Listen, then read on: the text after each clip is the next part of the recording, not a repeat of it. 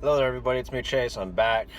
I'm sort of taking a little Facebook break, I guess, but I just heard something that's compelling me to come back just to talk about something here that I just think is becoming more and more important to talk about. And that is everything is Constantine's fault kind of thing. I still have a dry cough, so very sorry for that. But I had heard about these two guys on YouTube, Rhett and Link. I think I've heard about them in passing a couple times. Other than that, I have no idea. Not really certain that I really care who these guys are. But and I heard, that about their story of leaving the faith, and that this is a particularly interesting one because these are two guys who know, supposedly, again, I haven't watched their sort of testimony thing, their spiritual deconstruction, I guess they called it. But so I haven't watched it, but it is fascinating to hear that apparently that they know their stuff fairly well, and so that makes it really that much more interesting, right? And everything I'm about to tell you, it's secondhand knowledge, and I realize that might not be exactly the best thing to come from, but I heard it from a pretty reliable source. So what?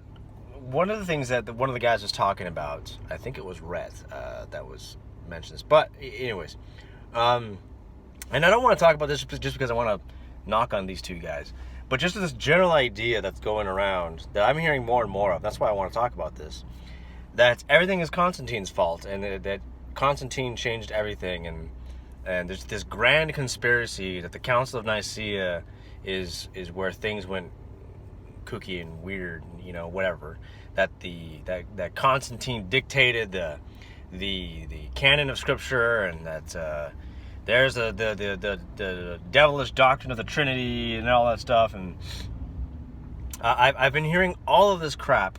I'm sorry, I don't mean the words. Yeah, I meant it, but I hate to get it, but I'm frustrated about this. I really am, because. And especially after I heard this from these guys, that this was one of the things that caused them to because I'm like, you got to be kidding me.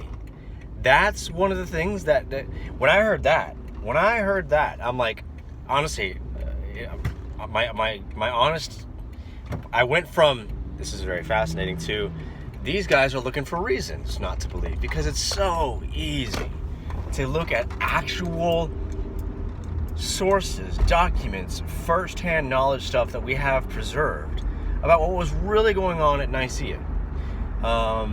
And it had nothing to do with determining the Canon of Scripture or any of this grand conspiracy stuff.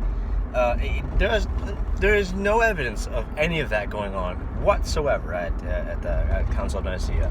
And it really is,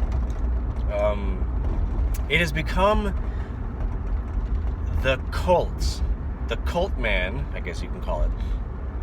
It has become the cult man's, I guess, red herring, you could say, to just ignore everything about church history and whatnot, and just go on this to do his own thing. That's what it's all about. It's all about. I just don't like what all of this is. So I'm looking for reasons to just do my own thing. Yeah, that's really what it is.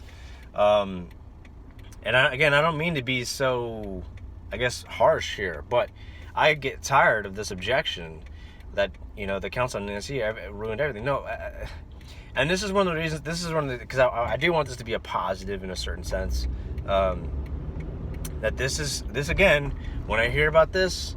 Another one of the things that just convinces me it just further convinces me of how important it is to be teaching our people. I'm talking about the church, teaching them church history, why it's so important to teach at least basic church history.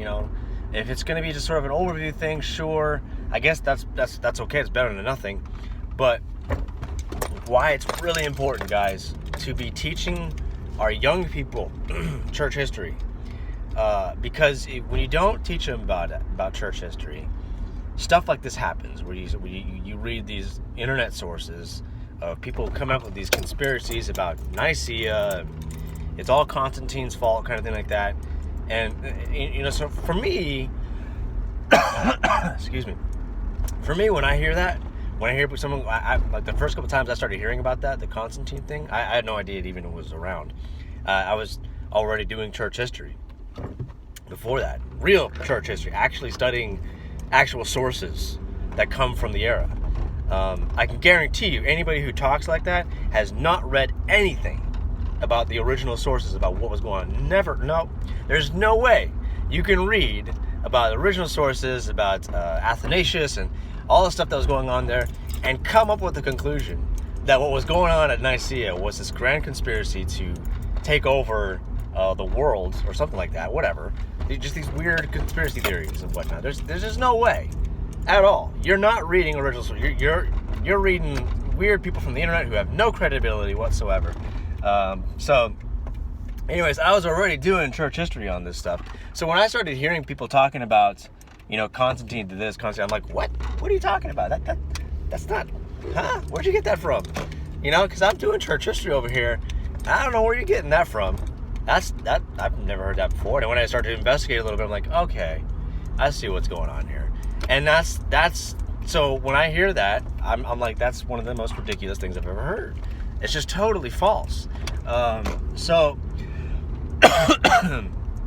this is one of the reasons why church history, guys, is so important. And this is one of the things that I would love to do in my own church, is to be teaching. Right now I'm reading the Apostolic Fathers. Unlike most people, I'm not reading secondhand knowledge of the Apostolic Fathers, but I'm actually reading the actual letters themselves. Now, I don't read Greek, so I have to read it in an English translation, but it's still fine. So I just got done reading the Martyrdom of Polycarp, after I just read Polycarp's letter, his own letter. I think it's the only one we have. I just read First Clement, Second Clement, all of Ignatius's letters, and right now I'm in the Didache, tomatoes. And so, but I'm actually reading the actual first-hand accounts of what these guys said and what they believed. That's how you do real history. When you just want to believe a certain particular something, well, it's very easy to just find secondary sources that just do historical revisionism, so that you can have an excuse to just go, see, it's all conspiracy theory, so none of it's really true, so I'm going to throw it all out. And that's what's really going on with all of these cultic objections to Orthodox Christianity of Nicaea. What was really going on at Nicaea, which was, of course, the Arian controversy. If I recall correctly, because I just read the Martyrdom of Polycarp, and I'm a little iffy on a lot of times my exact dates and stuff like that, because numbers are terrible for me. But I'm pretty sure the Marcion controversy was already handled, where the Canon of Scripture was officially decided and whatnot. That Scripture was officially closed. So to answer the Marcion thing, so I'm pretty sure the Marcion thing's already been handled. So that would mean that at Nicaea, by the time we get to Nicaea, the Canon of Scripture is already decided. So that idea is out the window. It was all about what is the relationship of the Son, Jesus, to the Father? What's his relationship to him? What's that relationship like? Is he I got the terms mixed up. I think homoousios or homoiousios, and I think homoousios is the term officially adopted. If I got this correct, I could have this wrong. I could have it backwards, but it's one of the two. You can look it up. That homoousios is that the Son is just as the Father in the sense of his essence. In his essence, he is as the Father. And then homoiousios is that he's like the Father in a certain sense, but he's subordinate, basically. It's a form of subordinationism, a creation of God the Father, not God himself, anything like that. That's the basic stuff that was going on in Nicaea. It was the Arian controversy that was happening at Nicaea. Now, I may not... it's been a while since I've actually been in that area for a while, but I'll have to look it up just to be sure. But anyways, I just wanted to sort of briefly mention that's important too. So, anyways, but again, what did I just tell you? Did I just tell you my version of history? No.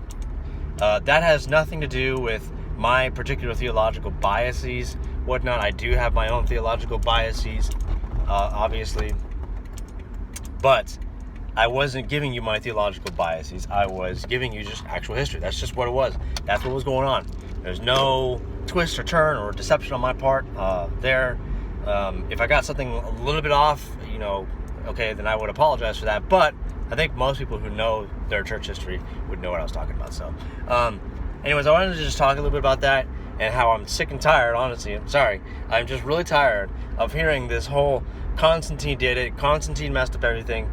None of that is true. It's just blatantly false. And anybody who comes to you telling that, that's somebody who doesn't know anything about what was actually going on in Nicaea. Well, they might know a few things, but they don't read actual first-hand knowledge of the Nicene controversy.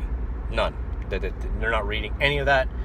That's somebody who wants to find reasons, and they'll go on the internet to find unreliable sources, utterly and easily discreditable sources, to just do their own thing. Like I said, just do their own thing. So, anyways, I came back from my little Facebook break just to do that, guys. I hope that's helpful to you.